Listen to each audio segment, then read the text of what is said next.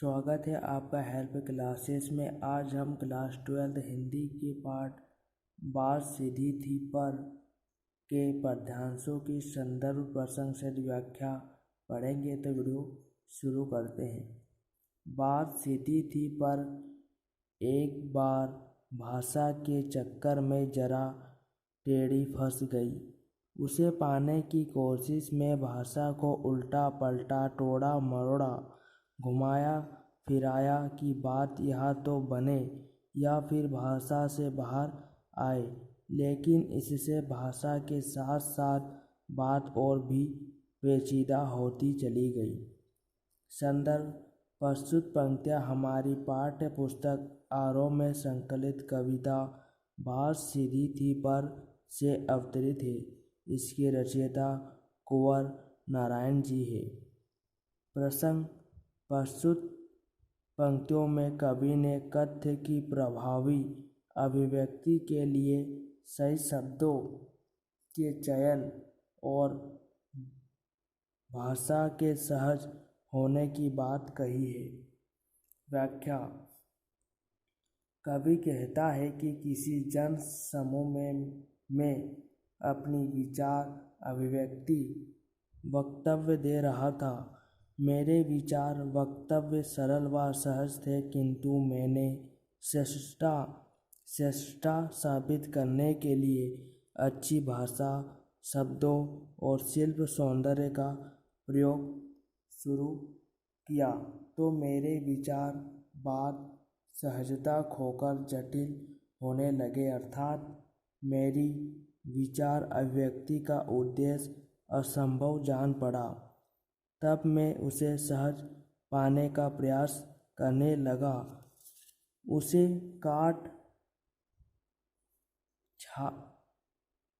छाट कर, घुमा फिरा कर, उलट पलट कर कहने लगा कि शायद बात लोगों की समझ में आ जाए या फिर भाषा के चक्रव्यूह से मैं बाहर आ जाऊं, किंतु इसमें असफलता ही मिली। मेरी बात और कठिन और जटिल होती गई। दूसरा पद्यांश है। सारी मुश्किल को धैर्य से समझे बिना मैं पेच को खोलने के बजाय उसे बेतरह कसता चला जा रहा था, क्योंकि इस कर्तव्य पर मुझे साफ सुनाई दे रही थी तमाशबीनों की शाबाशी और वाह वाह। आखिरकार वही हुआ जिसका मुझे डर था, जो जबरदस्ती से बात की चूड़ी मर गई और वह भाषा में बेकार घूमने लगी। संदर्भ आपको पहले वाले ही लिखना जो हमने पहले पद्यांश में लिखा है। प्रसंग: प्रस्तुत पंक्तियों में कवि ने पेश के उदाहरण से भाषा को सुधारने के प्रयास में बात बिगड़ने की बात कही है। व्याख्या: कवि कहता है कि भाषाई शिल्प सौंदर्य के चक्कर में जटिल हुई, कठिन हुई।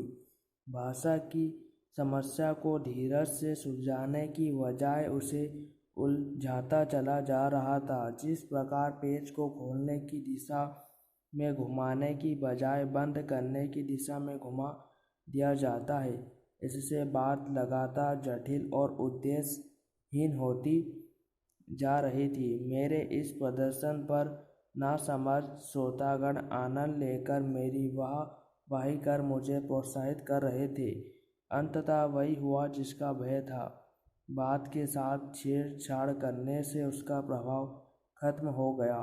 पेच की चूड़ी घिस जाने पर जिस प्रकार वह उस स्थान पर घूमने लगती है, अर्थात ना कसाव होता है ना बाहर निकल पाता है, उसी प्रकार कवि की भाषा अर्थहीन हो गई और बनावटीपन लगने लगा। तो आज की वीडियो में इतना ही। मिलते हैं अगले वीडियो में। धन्यवाद।